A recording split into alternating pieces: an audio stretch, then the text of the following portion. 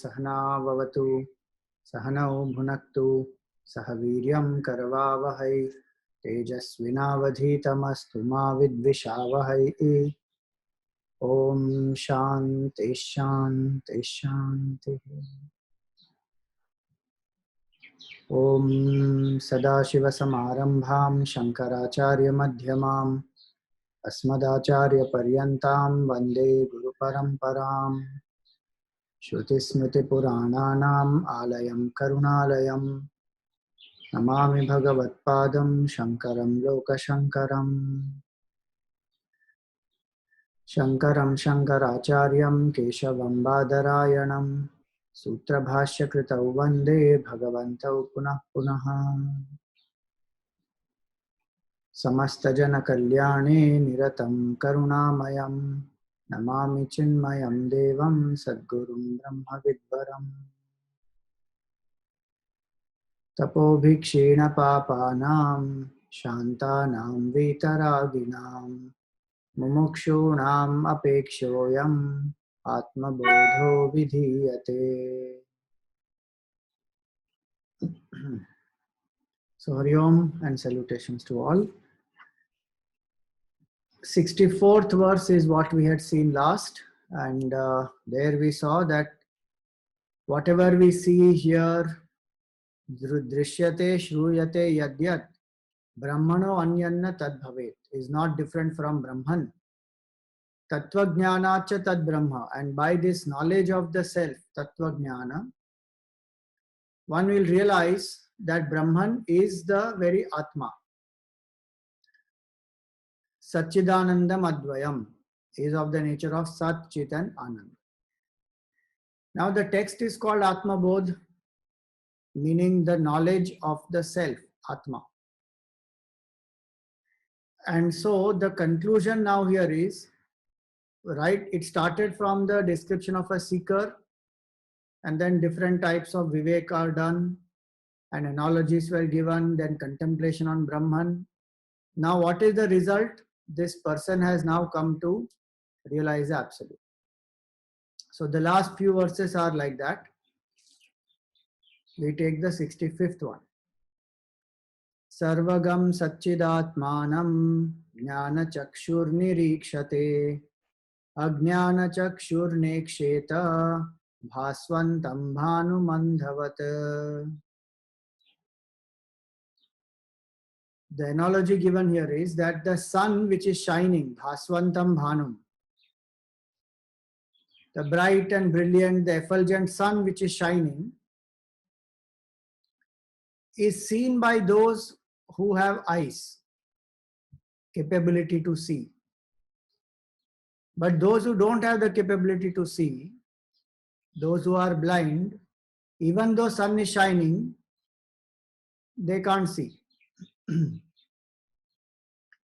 In the same way, Sarvagam Satchidatmanam. Everywhere there is one pure consciousness, Sat Chit Anand. The one who is blinded by ignorance, Ajnana Chakshur Neksheta, whose vision is blinded by ignorance, that person can't see. Who sees? Jnana Chakshur Nirikshate. The one who has Jnana Chakshu.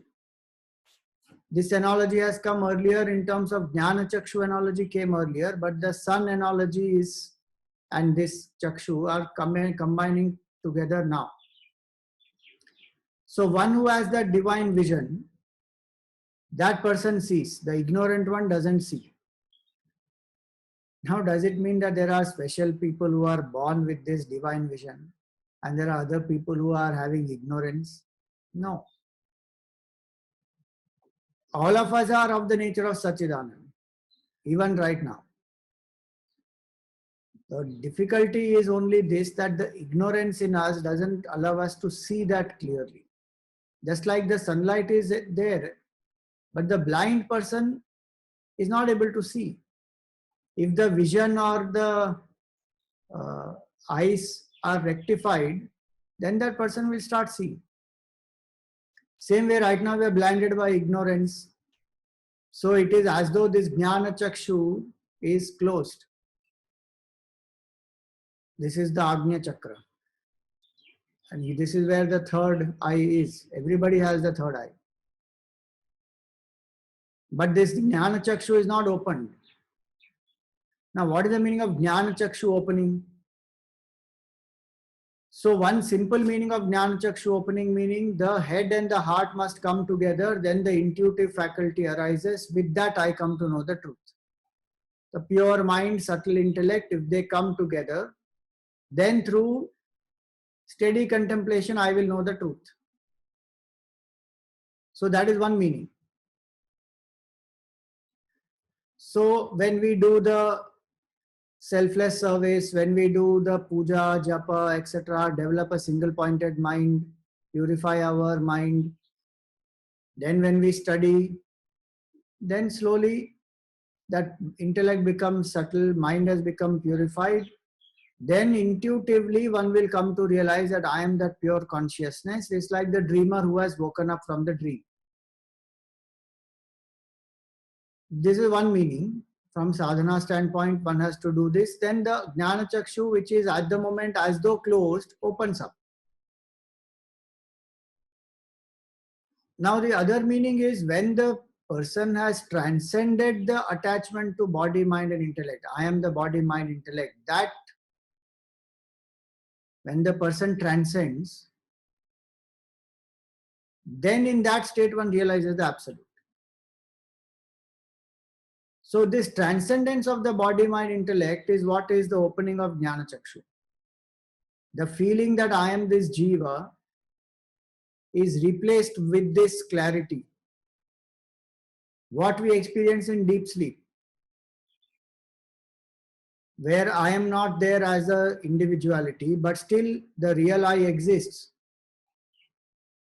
In the same way, when this person experiences the Samadhi Avastha,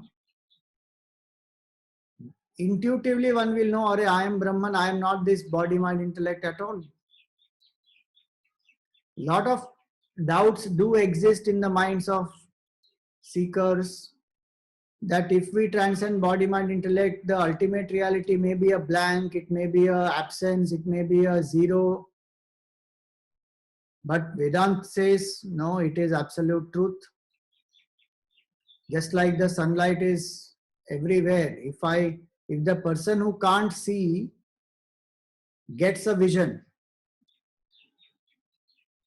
there are many videos on this Facebook and all that where you will see that some child who is not able to see, when that child has, the defect in the eye, etc., has been rectified and the child sees, should look at the expression on the face of that child. Because suddenly now the child is seeing the world of names and forms and colors and recognition, everything is visible. Till now it was dark. One was, that state of ignorance is terrible actually. When we can't see anything, one becomes very dependent. And also there is only black. Full time there is a dullness in front of oneself. One doesn't see people, objects, things. One doesn't know the color. Now when one gets that vision, then one is so excited, one is so thrilled. It was all the time there. The defect was in the vision. Same way it is here. But our problem in this life is our physical eye is open. So we are seeing this world of objects and all that. And that is tempting us so much that the ignorance which is veiling this vision doesn't even seem painful. You see, a blind person they feel the challenge because they can't see. They may learn to come around it, overcome it, with the way they get trained and using the stick, etc. They are able to navigate. They are able to manage their lives also. But there is a pain that I can't see. There is a limitation. In our life, that limitation is not being felt. That's why this mumukshutvam is not happening. And that's why the seeking may not be happening, because the world is so full of attachments and all that. So I'm very happy with that. So there is no, what we call, feeling of pain, of sorrow, of incompleteness. That is not there. So that is one difference. To the extent we feel that, okay, this is the world, this is temporary, I feel happiness and sorrow and joy and pain and success and failure, all this is there as a part of life. But what else? The bondage has to be felt. Where he says ajnana chakshur na iksheta, the quality of ignorance is such, that the quality of ignorance is that it will never allow us to feel that I am ignorant. That is the biggest trap of ignorance. Ignorance keeps us in the illusion of knowledge. Look at that. Now, who is fooling whom? People are not fooling us. We are fooling ourselves. Our own ignorance is taking us for a ride. The ignorance of the self doesn't even allow me to know that I am ignorant. Till one comes to Vedanta, one doesn't even know that there is something called ignorance of the self. One thinks I don't know some subject, I don't know some, skills. And in the world, one tries to acquire more knowledge of more subjects and more skills and more information, it has its relevance. But that I am ignorant of the self, I don't know who am I, that ignorance doesn't allow me to see even that, and the consequent pain and the sorrows because of this ignorance, that also I do not come to know. Then how will the desire for liberation come? That is why the punya karma, when we have done enough punya karma, the mind has the sattva guna. That mind is able to discriminate. You see why punya karma is required in life? When we do any puja, yajna, dan, tirthayatra, upvas, all these, or selfless service, all these generates punya karma. Why is punya karma required? When people say that, Arey, without punya satsang will not come. Without punya, Guru's grace will not happen. Without punya, moksha will not happen. All that is correct. What is the reason behind that? Because when punya karma uday happens, then only the sattva guna happens in the buddhi. When sattva guna rises in the buddhi, then sattva guna can discriminate and find out ki what is the root cause of my sorrow. Ignorance of the self is the root cause of my sorrow. Not even desire, not even attachment. They are expressions of this ignorance. So when he says here, Ajnana Chakshur na iksheta, the ignorant one doesn't see. See, the ignorant one doesn't see ignorance only, no? Then how will the ignorant one see that self which is all pervasive? See, the blind person at least is seeing that there is darkness. I am seeing the world happily and I am thinking this is all there is to world. Work hard, achieve success, become famous, enjoy certain types of comforts, which has there's no problem by itself in that. But I am not knowing myself, that ignorance is, I am not aware of that. So when punya karma rises, then that person is led to some satsang. Through that the knowledge happens. That's why they say binu satsanga vivekana hoi. Without punya, satsang does not come. Without satsang, vivek will not come. When one comes to satsang, then vivek happens. Oh, this is the problem. The cause of the whole issue is, I don't know who am I. Then that person turns. Now how to know who am I? Even though the scriptures say you are Brahman, but the eye is not opening, the third eye is not opening. So then starts Karma Yoga, Upasana, then Guru Seva, and then Shravan, Manan, Nididhyasan. That much when one has done, then the mind turns within. Steady contemplation happens because buddhi has become subtle, mind has become pure. Now this person awakens to knowledge. And suddenly that person sees, Arey, ignorance is disappeared, it's gone. Like how this night goes, when the sun rises, the night disappears. And then suddenly everything becomes very evident. So when the blindness goes away, just as the person sees everything so clearly, in the same way this person will see that, oh, all this is Brahman only. There is no difference. So that when the person understands very clearly, that person has realized. So that's why I say Sarvagam Satchidatmanam. All things that we see in this world are an expression of our own true self. Sarvagam Satchidatmanam. Jnana Chakshur Niriksheta. So awaken this third eye. And when the third eye is awakened, meaning when the body, mind, intellect attachment goes away, what will one realize?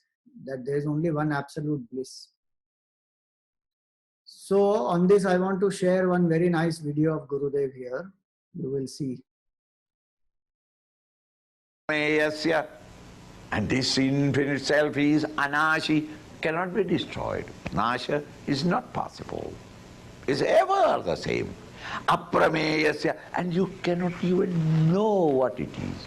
Incomprehensible, because you can comprehend only with the mind and intellect. Mind and intellect can comprehend only things of the OAT, the objects.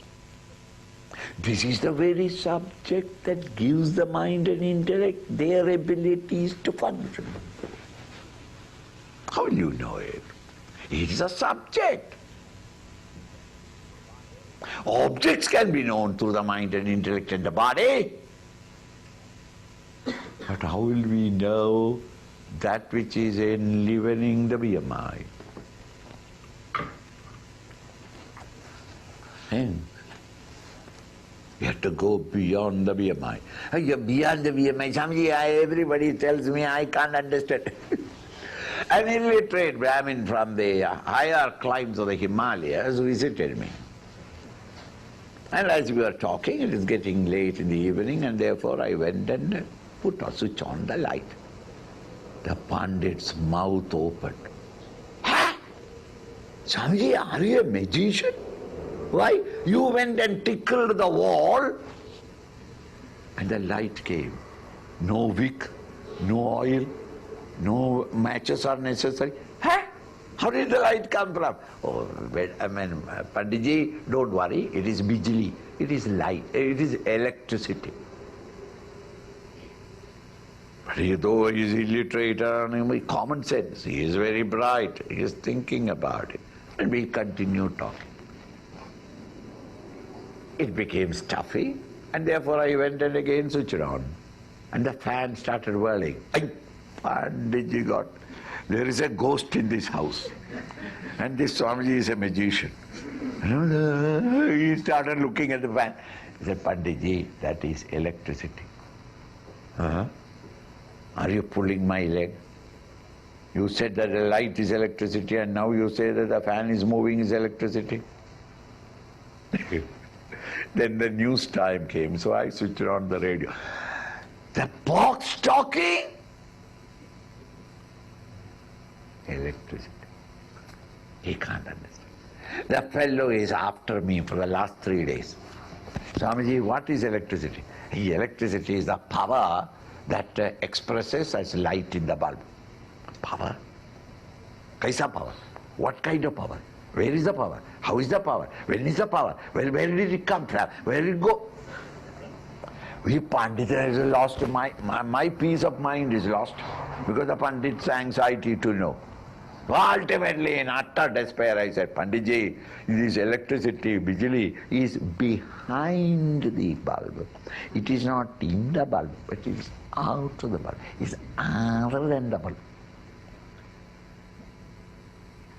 He started smiling at me. When, Swamiji, I am not such a fool. You can't pull my leg. Just because I'm not educated, you are thinking, behind the bulb, what is there? It is not the bulb. Is it the bulb that is burning? No, the bulb is not burning. Bulb is by itself has no light at all. It is only when electricity passes through electricity. What is electricity? Behind what? Panditji will not leave me. So for my peace of mind, I said, Panditji, do you really want to know what is electricity? Yes. Pull the chair, get on the chair, remove the bulb. He removed the bulb. And he looked very carefully. That is why I said, you have been pulling my leg all the time. Swamiji, after wearing this sacred cloth, never tell lies like that. Our Shastra, you understand? So I say that, look, that is where electricity is. And he looks at it left and right, from the right side, left side, from bottom, from up. He says, no, there is nothing there. You are right. There is nothing there. And that nothing is the highest electricity. What is electricity? If you want to know electricity, yes, you have to do electricity yoga. Yuju, yoga meaning yuju, to join, to contact. There is electricity. But if you want to experience it, you will have to contact it. Well, how do you do electricity yoga? I will do it. He is anxious to know. So then the teacher, I have to tell him that, please fold all your fingers except the index finger. Now insert the index finger where the bulb was. Is it there? What else is there? The Panditji in his anxiety said, okay, then will I know electricity? You will know electricity. Swamiji, just now tell me one more doubt. Yes. How long should I keep it there? It is your choice. Panditji, you may keep it there till evening, it doesn't matter. But 1/500th of a second is sufficient. The Panditji puts the hand inside. Next moment he shot out and jumped about and running around the room. Ha, ha, ha, ha. And now his face is red. There is perspiration on his forehead. Definitely I know that he had a personal experience. My knowledge of electricity is only from books. I had never direct experience. Here is a man who has experienced it. So I surrendered to him and said, Panditji, please tell me what is electricity. Isn't it? Now how can the Pandit explain to me electricity? He is trying his level best. Any amount of his explanation, I will say that is all bluff. Panditji, you are now bluffing me? You see, it came through me. It is doom, it came to me. It was shocking. It was terrible. It is a... He pants to express it. Whatever he may explain, I will never get an experience of what electricity is, isn't it? At the end of it, the Panditji looks into my eyes. Swamiji, are you sure that you want to know it? So by that time, my inquisitiveness have increased. I don't want anything in the world except the knowledge that he has got it. And I want to share that knowledge. Swamiji, if you want to know it, you also do electricity yoga. There is no other way. It is subjectively to be known. It cannot be shared with anybody. So encouraged by his look, excited by my own intellectual need and demand to know it, I also get on the chair, put on my finger as before, and I also jump out. I also run round the room. From that, Panditji understood, oh, now Swamiji also has got a personal experience. And then when we are quietened, he looks into my eyes and asks, got it? And I say, No, in utter silence, we communicate each other. I cannot explain to him, he cannot explain to me, but both of us had the experience in the same way.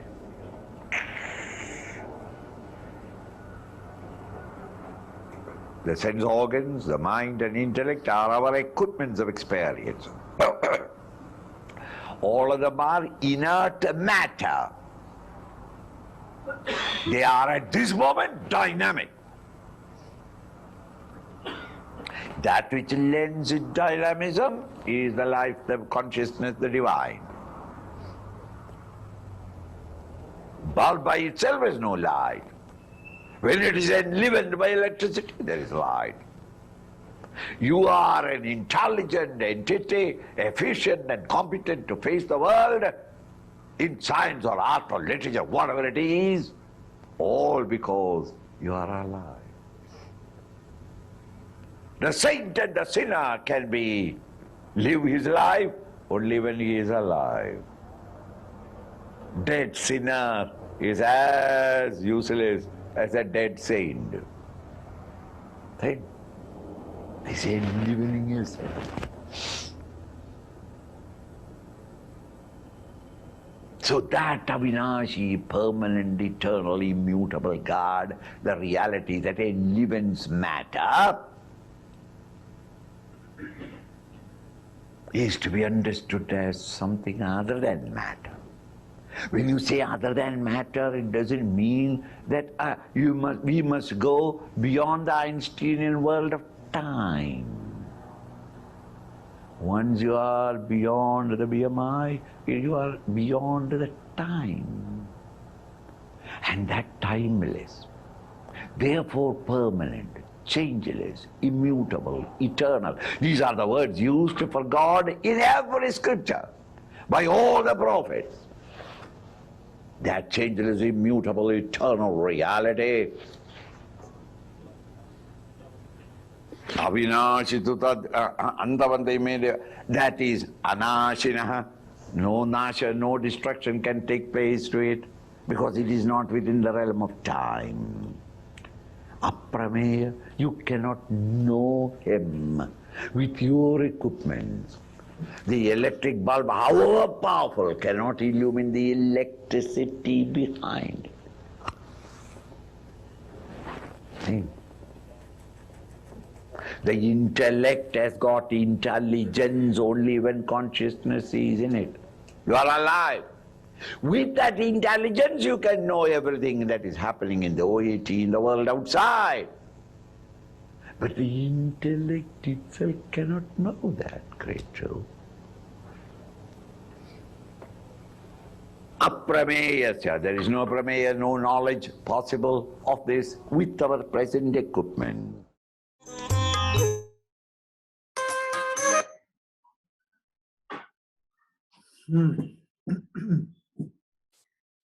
So, such a nice example he gave. If you want to know the truth, if you want to awaken the Jnana Chakshu, what should you do? Electricity yoga. Transcend the BMI and the direct experience of the truth will happen. The teacher can explain only to a certain extent. After that, it has to be one's own effort. So that's why he says here, Jnana Chakshu Niriksheta. This is called Jnana Chakshu. When I transcend the attachment to BMI, what I realize is there is only one self, one Brahman appearing as all this. And the knowledge of that is what is Atmabodha. So now having said that, how is the Jnana Chakshu opened? In brief, we already saw, but Atmabodha now says here, 66.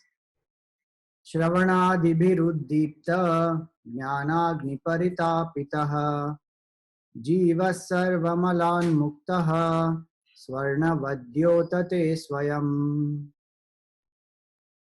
So this Jnana Agni arises when Shravanadibhir uddipta, when it is as though lighted with the practices called Shravan Manan Nididhyasan. And in that fire, which is lit by Shravan Manan Nididhyasan, this Jiva as though gets purified. Jiva Sarvamalan Muktaha. Then the analogy is what? Swarnavat Dyotate Swayam. Just like the gold ore is put into the fire, then all the impurities melt away. The gold remains, it starts shining. The gold does not have to become shining anymore, nor is it the fire which is making the gold shine. The shine is inherent nature and quality of that gold. Same way, when our ignorance, our wandering of the mind, our impurities, when they all fall away, we shine in our true nature. That gold example is, the nature is of ours is as pure as the gold. So the shine is not coming from outside, or the process is not producing the shine. What is the process doing? Only removing the impurities. In the gold example, it is a fact that there is impurity and that has to be removed by this process of jnana. But in the state of realization, one understands that there is no impurity also. The impurity exists as long as identification with the BMI exists. So the body has impurities, the mind has 6 impurities, intellect has the doership and ego. All those are impurities of the BMI. These impurities, these attachments to this body, mind, intellect, they go away by the process of Shravana, Manan, Nididhyasan. Shravan means to listen attentively and to determine the essence. That is called Shravan. And we are right now in the Shravan Mass. The Shravan Mass is the greatest of all the 12 months. Because the Shravan Nakshatra rules the sky in the Purnima of the Shravan month. And the Shravan has a lot of Mahima. Shravan means to listen. All knowledge we gain in this world is only by Shravan, by listening only. No, Swamiji, we get by reading also. That reading we are able to recognize because somebody has taught us this is A, this is B. And then we have learnt it.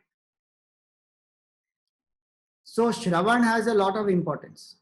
That's why in Shravan Mas you will see many people do Sundarkand Parayan and then the Rudram Chamakam and various kathas and pravachans and many things happen. Because sadhana done in Shravan month gives Ananta Koti Phal. Same japa that we do in the other time, if it gives 1 unit of punya, in Shravan month it will give infinite amount of punya.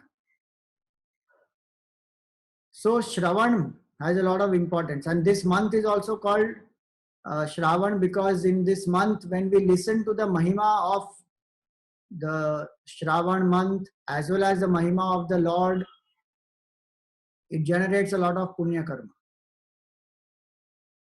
And hence this Shravan is if you see in all the paths, the main sadhana to realize will be Shravan.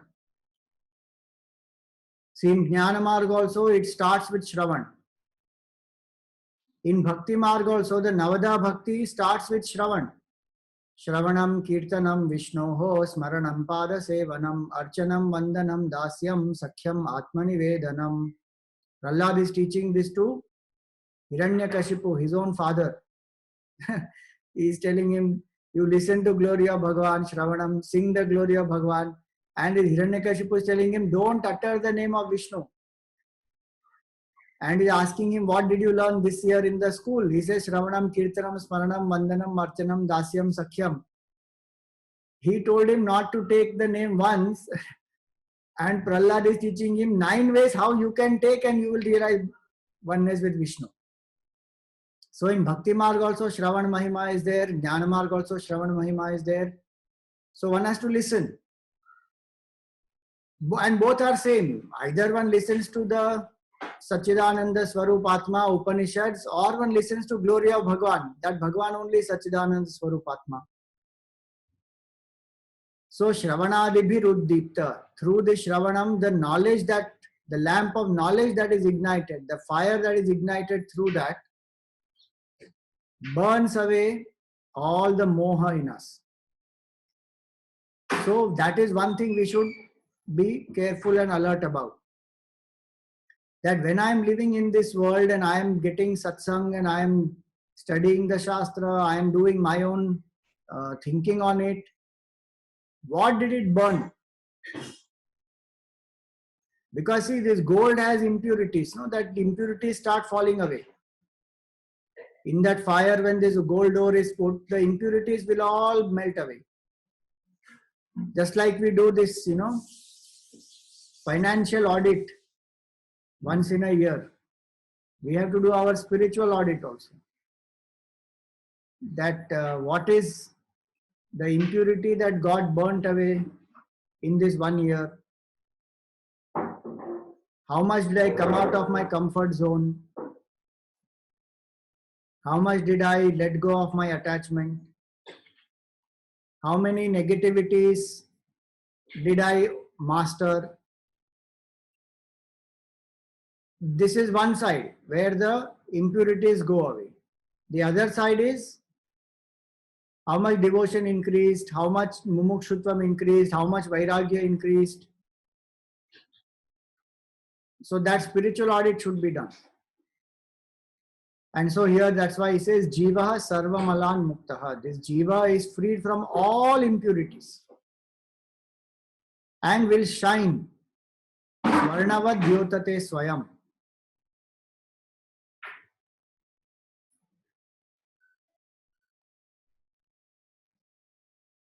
Even little the impurities go, the gold will start shining in those places.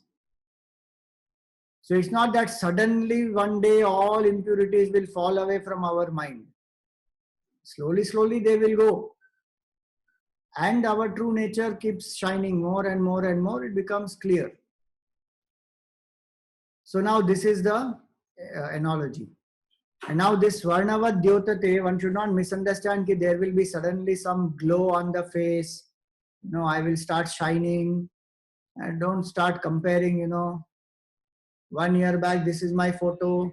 After satsang, 1 year later, this is my photo. Did a glow come or not? It's not literal. Literal may happen if it has to happen. But that's not a true measure. It is the amount of peace that we feel within, the realization that we feel. The body identification goes down. That is all the shining here. Swarnavad Dyotate Swayam. Now the next one. Hridaka Shodito Hyatma Bodha Bhanustamo Pahrita Sarvavyapi Sarvadhari Bhati Bhasayate Khilam. Hridakasha Udita Hi Atma. In the sky of our heart, the sun of knowledge when it rises. So outside in the sky, when the sun of knowledge rises, outside in the sky when the sun rises, the light illumines everything. In the same way, in the sky of our heart, when the sun of knowledge rises, Bodha Bhanus Tamo Pahrit. This sun will destroy all the darkness. Like outside it destroys external darkness, in the heart it will destroy darkness of ignorance. Then what happens? Sarva Vyapi Sarvadhari. That which is all pervasive and that which is the support of all, that Brahman, Bhati, that becomes evident. Bhati Bhasayate Akhilam. So that person comes to realize that it is this one pure consciousness in my heart that is illumining everything outside also. And that person loses all the sense of false identification with the body, mind and intellect. So these last two verses, the 67 and 68, they are like the result. That if the person has followed all this, then that person will awaken to the absolute truth. It's like an assurance that is given. That if you do this process, impurities will go, you will realize the self. So that's the example given here. So heart here is that. Hridaya, when he says here, Hridakasha, in the space of the heart. Obviously, space of the heart, there is no, if the physical heart has a space, then there is a problem. One has to do some surgery. But this is what the space of the heart, meaning the purity of the mind. In a pure mind, this knowledge arises, what we saw earlier also. The Jnana Chakshu opens. When this pure mind, subtle intellect comes together, then it opens. So in the same way here, the same example, same concept in a different example. That in the space of the heart, the sun of knowledge rises and dispels all darkness, and one realizes there is one pure consciousness alone. Now comes the last verse. Digdesha kala dhyanapekshya sarvagam shita nitya sukham niranjanam yasvatmatirtham bhajate vinishkriyaha yasarvavit sarvagato mrito bhavet. So here he says, Dik desha kala adi anapeksha. Dik means space, kala means time. So giving up, rising above the space, time, these concepts are projections of the mind. One who rises above the mind goes beyond space, time, objects, externality. Then Shita Adi, Nitya Sukham Niranjanam. All the experiences of heat, cold, pleasure, pain, all the pairs of opposites one has given up. And Vinishkriyaha, activity also one has given up. So activity externally given up, attachment to the objects and other things given up.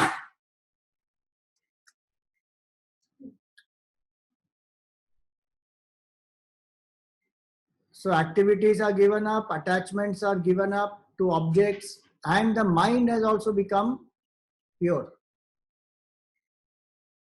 In such a mind, yah swatma tirtham bhajate. This expression is very nice. Swatma tirtham. See, Tirtha Yatra, generally we think it is outside. So we go to Char Dham Yatra, or we go for, any holy place. Maybe go to Ashtavinayak or go to any, inspiring place, Narmada Tat, Omkareshwar. Here the word used is Swatma Tirtham Bhajate. The greatest Tirtha Yatra that one can do is to inquire, who am I? All the external Tirtha Yatra is to make us ready to inquire into who am I. To dive deep and ask this question, and any answer that comes out, one says, I am not this, I am not this, I am not this. That consistency, you see how when we go outside for any Tirtha Yatra, today it has become very easy to go for a Tirtha Yatra. We go, up to the place we go in the car or even sometimes in helicopter, and then just go, have a quick darshan and again come back. But earlier days, the Tirtha Yatra was not like that. People had to go through all challenges. They will go walking and they will stay in some dharamshalas or temples, eat simple food. They will chant the name of the Lord. And many times earlier days when they used to go, they will meet all the family members and go, because they don't know whether they'll come back or not. And there will be a great celebration when they come back. And they will share all their experiences and what all they went through. And it is a, satsang that happens. Big celebration happens. So to complete a Tirtha Yatra takes a lot of effort. In the traditional way also, if one wants to do, like, see that Ashadhi Purnima, when all the Varkari Sampradaya, they reach Pandharpur, they go by walk. Now this Shravan Mas, this year because of COVID, it may be stopped, but otherwise, the Kavad, Kavad people, they take the pots of water. They will take from the river in their village, and they will walk with that all the way up to Gangotri or up to Kedarnath, and they will go and offer the Ganga Jal to the Lord there. And they will take the water from there again and come walking to their village and do the Abhishek of Shivji in their village. Now all that Requires a lot of persistence, a lot of effort, lot of you know getting out of comfort zone. The external Tirth Yatra is for us to develop those qualities, because same qualities are required when we turn within, because suddenly there will be obstacles.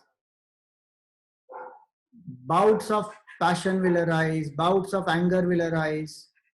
Now, many times people feel that before spirituality, this person was better. Now, after coming to spirituality and doing puja and japa and all, now this fellow has become more irritable. Stop going to all this. Don't do any sadhana. It's a phase that person is going through. It will go.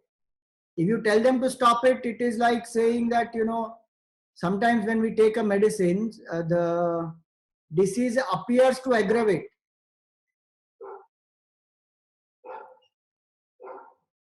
But actually it doesn't aggravate. It is just coming out and it will be over. If you stop medicine at that time, then there is a problem. So in the same way, initially it may appear sometimes that all these things, spiritual knowledge and sadhana, etc., are creating more disturbance, but they are not. They are removing all the impurities. So there will be some amount of pain, there will be some amount of discomfort, there will be some amount of unsettling. That happens.